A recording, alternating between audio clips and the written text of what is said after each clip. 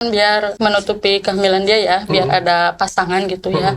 Minta nikahin dia, saya cari dulu dia tuh ketemu-ketemu di kosan itu. Dengan pacarnya yang lain? Sama cewek yang lain, kata si Neng teh. Ya bu, kayaknya mah cewek yang suka chatan, kata si Neng teh gitu. Wah. Pas adanya datang, langsung gak dinikahin siri. Dan ternyata awalnya kan minta surat NA biar nikah resmi.